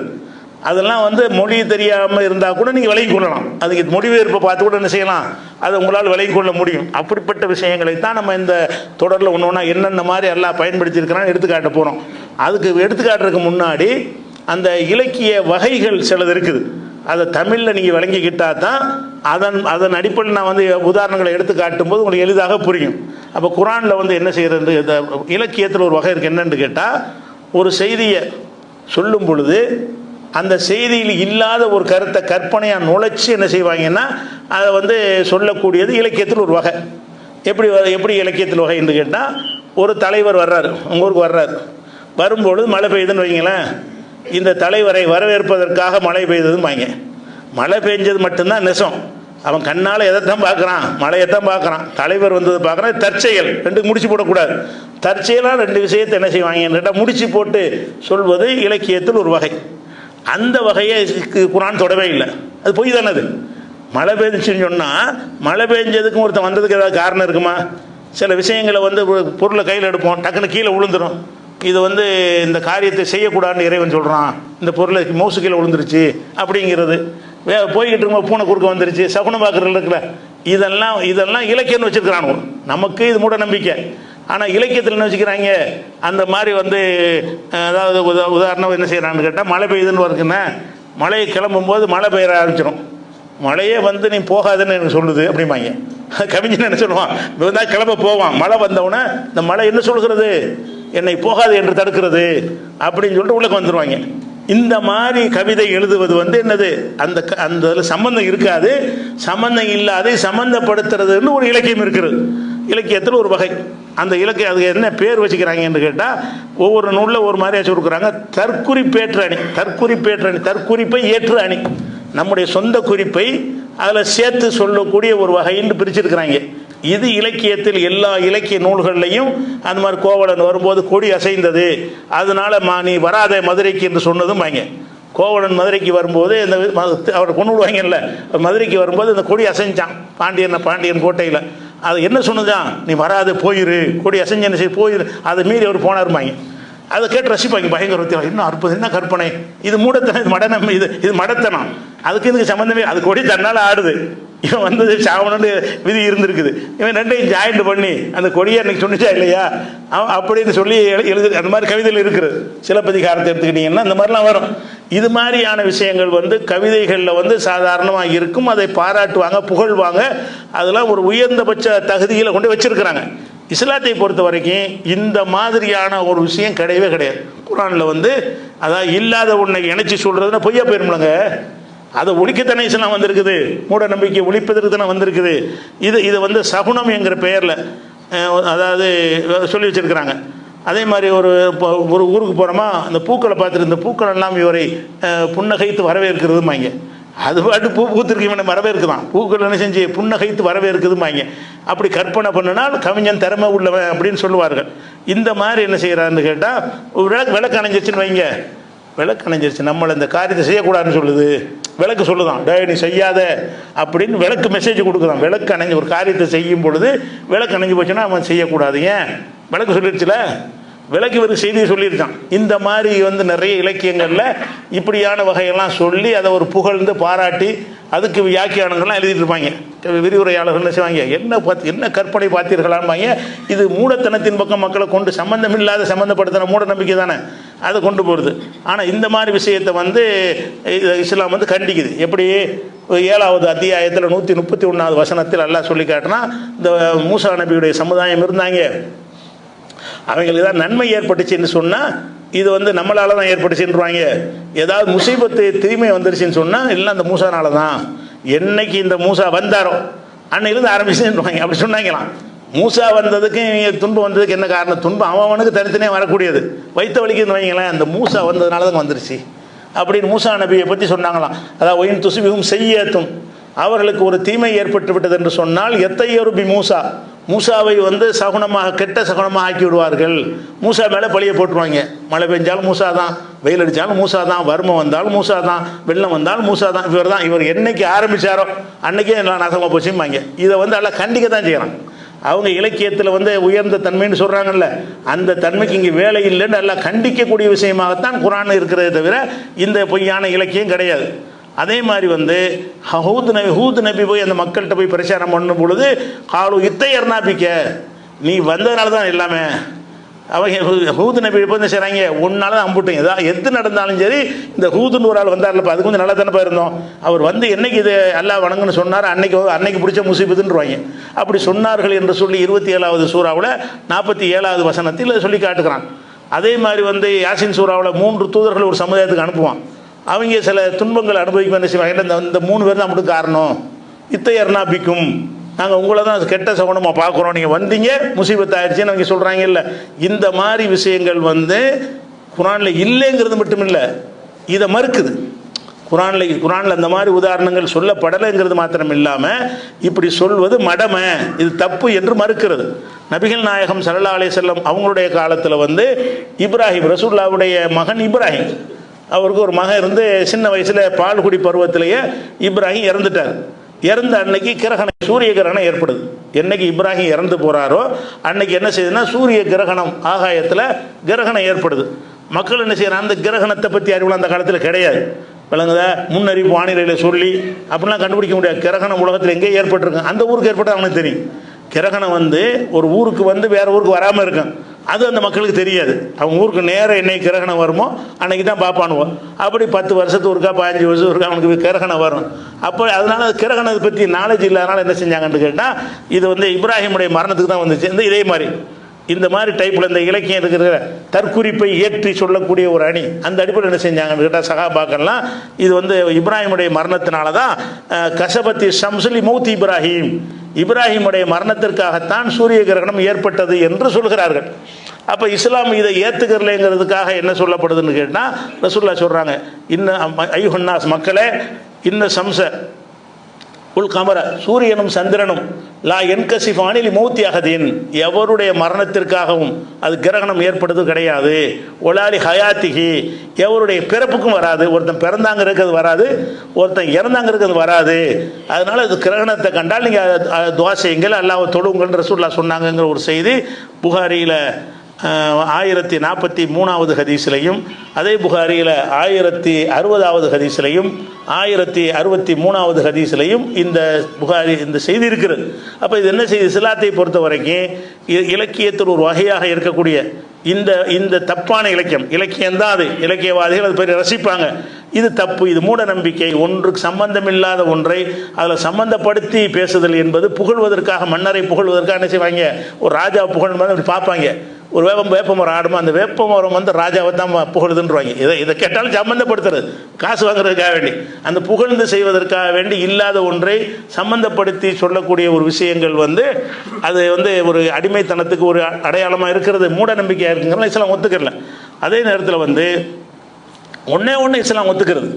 என்ன ஒத்துக்கிறதுன்னு கேட்டால், நம்ம வெளியே போக போகிறோமா, போகிறது ஒரு நல்ல ஒரு வார்த்தை காதில் விடுவது, வெற்றின்னு சொல்லி ஏதோ ஒரு வார்த்தை ஏதோ சொல்லி காதில் விடுன்னு வைங்க, சரி நல்ல காரியம், நம்ம நல்ல காரியத்துக்கு போகிறோம், நம்ம நல்ல வார்த்தையும் கேட்குன்னு மனசில் திருப்தி பட்டுக்கலாம். ஏன்னா அது நிறுத்துகிற வேலை வராதுல. கெட்ட வார்த்தை கிட்ட ரிட்டர்ன் ஆகுறது தான் இஸ்லாத்தில் தடை இருக்கிறது. போகிறீங்க, கெட்ட வார்த்தையை சொல்லிட்டான், ஆஹா கெட்ட வார்த்தை வருது, விதவை குறுக்க வந்துட்டா, எரும மாடு வந்துருச்சு, நம்ம போகக்கூடாது அப்படின்னு சொல்லி எடுத்த முடிவை மாத்துறாங்கல்ல, அதை இஸ்லாம் ஏற்றுக்கொள்ளவே இல்லை. நீ எடுத்த முடிவுக்கு ஏற்ப என்னத்தையா நீ பார்த்தீங்கன்னா சந்தோஷப்பட்டுக்க அப்படி ரசூலுல்லாஹ் கேட்குறாங்க.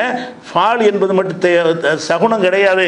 ஓ ஹைருஹா அல் ஃபாலு, நற்சகுனம் என்பது அதில் சிறந்த அது இருக்குதுங்கிறாங்க ரசூலுல்லாஹ். அப்போ ஃபால்னா என்னன்னு சஹாபாக்கள் கேட்குறாங்க. அப்போ ரசூலுல்லாஹ் சொல்கிறாங்க, அல் கலிமத்து சாலிஹா எஸ்மோ அகதுக்கும், உங்களில் ஒருத்தர் காதில் விடக்கூடிய நல்ல சொற்கள், காதில் விடக்கூடிய நல்ல உதாரணமாக ஒரு ஆளுக்கு ஃபாயிஸ்னா வெற்றி பெற்றவர்னு அர்த்தம். நீங்கள் வெளியே போகிறீங்க, ஃபாயிஸ்ன்னு கூப்பிட்றாங்க, அந்த பையனை கூப்பிட்றாங்க, உங்கள் காதில் விழுந்துருச்சு, நம்மளும் போகிறோம், வெற்றி பெற்றவருங்கிற கூப்பிட்றாங்களே, நமக்கு நல்லதான் அப்படி நினச்சிக்கலாம். ஏன்னு கேட்டால் நீங்கள் எந்த செயலையும் நிறுத்தலை, நீங்கள் செய்ய போகிற காரியத்தை உறுதியாக செய்யத்தான் போகிறீங்க, அது கேட்காட்டாலும் செய்யத்தான் போகிறீங்க. அதில் வந்து சந்தோஷப்பட்டுக்கிறங்க, சின்ன அளவுக்குள்ள சந்தோஷப்பட்டுக்கிற சொல்லுது இஸ்லாம். அதில் வந்து எந்த ஒரு காரியத்தையும் இணைச்சி நிப்பாட்டுற மாதிரி அந்த மாதிரி விஷயம் கிடையாது. இது புகாரில் என்ன வருதுன்னு கேட்டால் 5755வது ஹதீஸ்லையும் 5754வது ஹதீஸ்லையும் இருக்கிறது. அதனால வந்து இந்த மாதிரி ஒரு ஓமை அணி, இந்த மாதிரி அணிகள் வந்து குரானில் கிடையாது. இலக்கியத்தில் குரான் பூரா தேடி பார்த்தாலும் சரி, இந்த தற்குறிப்பு ஏற்ற அணின்றாங்கல்ல, அது ஒரு வகையான இலக்கியம். அந்த மாதிரி உதாரணங்கள், வார்த்தை அமைப்புகள், அந்த மாதிரி கருத்துக்கள் வந்து குரானில் அல்லாஹ் பயன்படுத்தவே இல்லை. ஏன்னு கேட்டால் அதையெல்லாம் திருத்தறதுக்கு வந்த வேதம் தானே. அவங்க சொல்கிறதெல்லாம் ஃபாலோ பண்ணுறதுக்கு வந்ததா? அவங்க சொன்னதுலேயே நல்லதை எடுத்துக்கிட்டு கெட்டதை விடுவதற்கு உள்ள வந்த ஒரு வேதம் அப்படிங்கிற ஒரு விஷயத்தை பார்க்குறோம். அடுத்த ஒரு என்னன்னு கேட்டால், சில விஷயங்களை வந்து ஓமையாக சொல்லுவோம். ஓமை என்று சொன்னால் அதை போல இதை போலன்னு சொல்வது, அப்படி சொல்லி ஒரு கருத்தை சொல்லுவது. அந்த உதாரணம் சொல்லுவது, உதாரணத்தை வந்து கருத்தில் கொண்டு சொல்ல மாட்டாங்க. அந்த உதாரணத்திலேருந்து வேற ஒரு கருத்தை என்ன செய்வாங்க, சொல்லுவாங்க. உதாரணமாக ஒரு ஆள் என்ன செய்கிறாருன்னா, நல்ல மேடையில் பேசுகிறார், சரளம் அது பாட்டுக்கு பேசிகிட்டு இருக்கிறார். அதை பற்றி பேசும்போது என்ன சொல்லுவாங்கன்னு கேட்டால், மடை திறந்த வெள்ளம் போல் உரையாற்றினார்பாங்க. மடை இந்த வெள்ளம், அதாவது அணை கட்டி வச்சுருப்பாங்கல்ல, அணையில் தண்ணி நிறைஞ்ச உடனே மடையை திறந்து விடுவாங்க. திறந்த பீரியட் பயங்கரமாக வரும். சாதாரண வர்ற தண்ணீரை விட அடைக்கப்பட்ட மதகுகளால் அடைக்கப்பட்ட அந்த அணைகளில் வந்து அந்த தடுப்பை உருவுனா என்ன செஞ்சிடறேன், தண்ணி ஃபோர்ஸாக பாயும். அவ்வளோ வேகமாக பேசுகிறாராம் ஒரு ஆள் பேசுகிறாராம். வார்த்தை அது பாட்டு சரளமாக வந்து கொட்டிக்கிட்டே இருக்குதான். அதை பார்த்துட்டு எப்படி வர்ணிப்பாங்க, மடை திறந்த வெள்ளம் போல் உரையாற்றினார்பாங்க. அவள் மடை திறந்த வெள்ளம் போல் அதாவது ஃபாஸ்ட்டாக வேகமாக விரிவாக உரையாற்றினார்னு சொல்வது அதே அர்த்தம்தான். மடை திறந்த வெள்ளம் போலுங்கிற அதே அர்த்தம் தான். ஆனால் இது ஈர்க்குமா இல்லையா? சும்மா நல்லா உரையாற்றினாருங்க, ரொம்ப பலவரும் பயங்கரமாக வார்த்தையாக கொட்டிகிட்டு இருக்குங்கன்னு சொன்னால் அவ்வளோ ஈர்க்காது. அந்த ஈர்க்கிறதுக்காக என்ன செய்வாங்கன்னா, இலக்கியத்தில் வந்து என்னத்தையாவது உதாரணம் காட்டி சொல்லுவாங்க. அந்த உதாரணம் காட்டி சொல்லும்போது அது ரசிக்கத்தக்கதாக இருக்கும். அதில் என்ன இருக்கு, மடை திறந்த வெள்ளம்னா மடைண்டா என்ன, திறந்தா என்ன வர்றேன், வெள்ளம் எவ்வளோ வேகமாக வர்றேன், அந்த மாதிரி இந்த ஆள் பேசுகிறாரு, அந்த வேகம் எவ்வளோங்கிறதுலாம் அவங்க புரிஞ்சு போயிடும். இந்த உதாரணத்தோடு சொல்லும் பொழுது விரைவாக பேசினார், வேகமாக பேசினாருங்கிற அதை கொண்டு வர இயலாது. உதாரணத்தை சொல்லும்போது அந்த கருத்தை என்ன செய்யும், இவன் லேசுப்பட்ட ஆள் மடை திறந்த வெள்ளம் மாதிரி பேசுகிறாரு, இப்படி உதாரணங்கள். இதுக்கு ஓமை அணின்னு அதுக்கு பேர் வச்சிருக்கிறாங்க. இந்த ஊமை அணிகள் வந்து குரானில் ஏராளம் இருக்குது. பல விஷயங்களை வந்து உதாரணங்களை சொல்லி அதெல்லாம் நான் ஒன்று எடுத்து காட்டுவேன், எந்தெந்த வசனங்களில் என்னென்னலாம் இருக்குதுன்னு சொல்லி. அந்த ஊமை அணி இருக்குது. அதே மாதிரி உதாரணமாக ஒரு ஆள் வந்து ஒரு விஷயத்தில் பட்டும் படாமல் இருக்கார், ஈடுபாடு இல்லாமல் இருக்கிறாரு.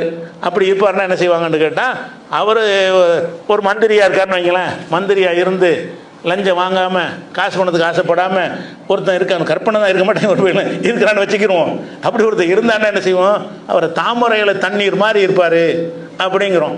தாமரையில் தண்ணீர்னா என்ன, தாமரை இலையில் தண்ணியை போட்டிங்கன்னா தண்ணி ஒட்டாது, அது முட்டையாக என்ன செய்ய நிற்கும்.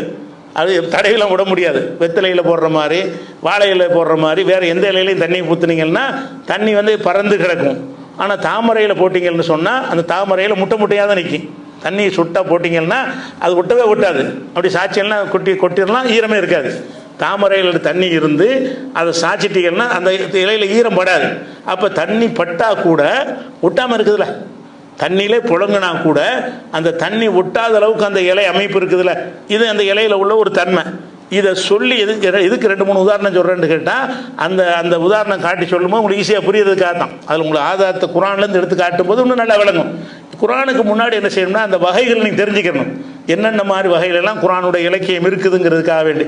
அதே மாதிரி வந்து தாமரையில் தண்ணீர் போல் இருப்பார் அவர். அது மாதிரி உலகப்பற்று இல்லாமல் ஒருத்தர் இருப்பார், எதுலேயுமே ஈடுபாடு இல்லாமல் இருப்பார், பொண்டாட்டி புருஷன் வாழ்க்கை சரியில்லை, அவர் தாமரையில் தண்ணீர் மாதிரி இருப்பார்னு அதுக்கும் சொல்லலாம். தாமரையில் தண்ணீர் இப்படி ஒட்டாமல் இருக்குதோ, புருஷன் பொண்டாட்டி ஒட்டாமல் இருக்கிறாங்கன்னு எதுக்கு வேணாலும் சொல்லிக்கிறலாம். ஆனால் 2 பேரும் ஒட்டாமல் இருக்கிறாங்க என்று சொல்வதை விட தாமரையில் தண்ணீர் போலன்னு சொல்லும்போது என்ன செய்யணும்னா, ஒரு மூளைக்கு ஒரு சுறுசுறுப்பு கொடுக்குறது, ஒரு ஈர்ப்பாக இருக்கும். அந்த வார்த்தையை கேட்கும்போது ஒரு ரசிக்கத்தக்கதாக இருக்கும்.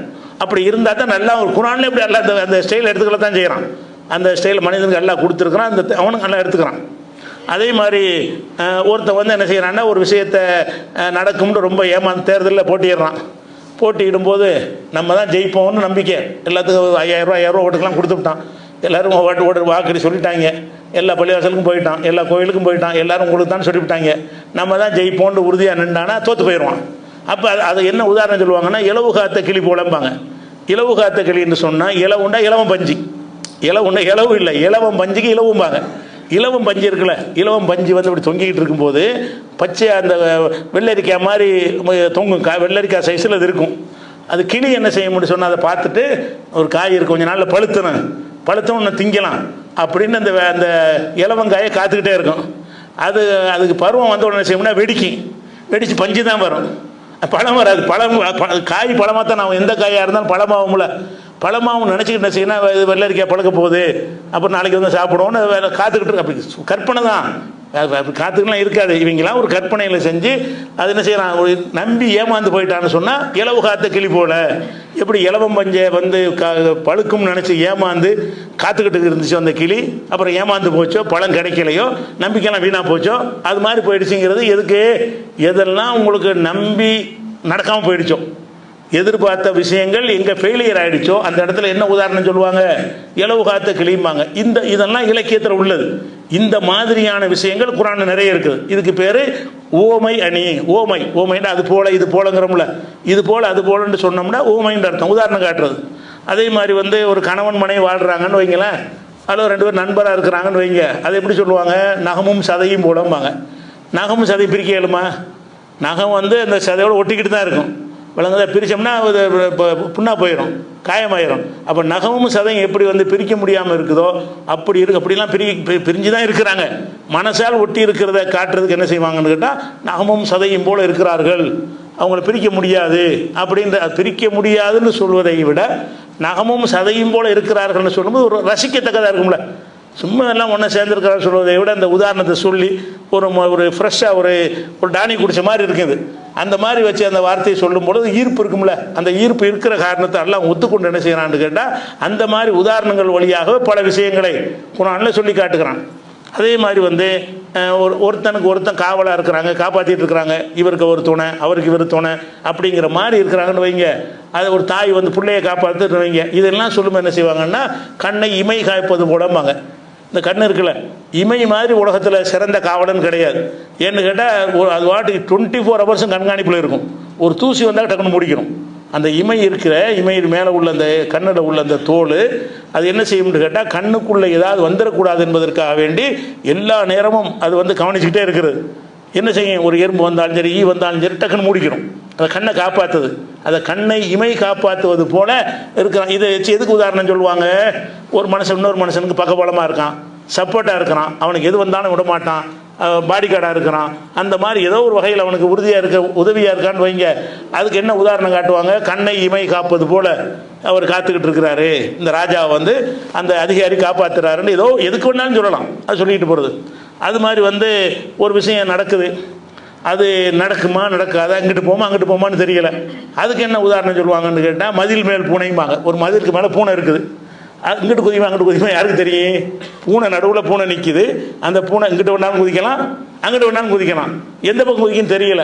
அந்த மாதிரி தெரியாமல் இருந்தால் என்ன செய்வாங்கன்னு கேட்டால் மதில் மேல் பூனை. இந்த ஒரு கட்சிக்காரன் வந்து எந்த கூட்டணியில் சேர போகிறான்னு தெரியல, மதில் மேல் பூனையாக இருக்குது, இங்கிட்டு போனாலும் போயிடுவோம் அங்கிட்டு போனாலும் போயிடுவோங்கிறதுக்கு என்ன செய்யலாம், இந்த உதாரணம் காட்டலாம். இது மாதிரி ஏராளமான உதாரணங்கள் வந்து இலக்கியத்தில் இருக்கிறது. இதுக்கு பேர் ஓமை அணி. இந்த ஓமை அணி வந்து ஏராளமாக குர்ஆனில் இருக்குது. அந்த ஓமை அணிங்கிற தலைப்பை எடுத்துக்கொண்டு நம்ம ஒன்றா உதாரணத்தை காட்டுவோம். எப்படியெல்லாம் இல்லை உதாரணம் சொல்லி புரிய வைக்கிறான். டைரெக்டாக சொல்வதை விட ஒரு உதாரணத்தை சொல்லி அதன் மூலமாக ஒரு கருத்தை சொல்வதுக்கு பேர் ஓமை அணி. அப்போ ஓமை அணிங்கிறது இலக்கியத்தில் இருக்கிற மாதிரி குர்ஆனில் இருக்கிறது. இது ஒரு வகை. அதே மாதிரி வந்து இன்னொரு அணி என்னன்னு கேட்டால் உருவக அணின்னு ஒன்று இருக்குது. ஓமை அணியை தாண்டினது உருவக அணின்னு அதுக்கு பேர். அந்த அணிண்டா என்ன, அதுக்கு சில உதாரணங்களை சொல்லி உங்களுக்கு புரிய வச்சுட்டு தான் குர்ஆனுக்கு போகணும். பேசிக்க இது என்னென்று வழங்க அங்கே வந்து ஓமை அணி நான் சொன்னா திருது முடிக்கக்கூடாது. அதுக்காக தான் முன்னாடி என்ன செஞ்சு ஒவ்வொரு வகையும் இருக்கிறது. அந்த வகை என்னங்கிறது நீங்கள் சில உதாரணங்களை கொண்டு வழங்கி கொண்ட பிறகு குர்ஆன்லேருந்து எடுத்து காட்டினா தான் என்ன அழகான இப்படி எல்லாம் குர்ஆன் வந்து கவனிச்சிருக்கிறது அப்படின்னு நம்ம ஆச்சரியத்தினுடைய உச்சிக்கே போயிடலாம். அந்த உருவக அணி ஏராளமான அணிகள் இருக்கிறது. எல்லா வகையான அணிகளையும் ஓரளவுக்கு உங்களுக்கு விளக்கி விட்டு குர்ஆனில் அந்த அணிகள் எப்படியெல்லாம் இருக்குது என்று எடுத்து காட்ட வேண்டியிருக்கு. இன்ஷா அல்லாஹ் அதை வந்து நம்ம நாளைக்கு பார்க்கலாம். அஸ்ஸலாமு அலைக்கும்.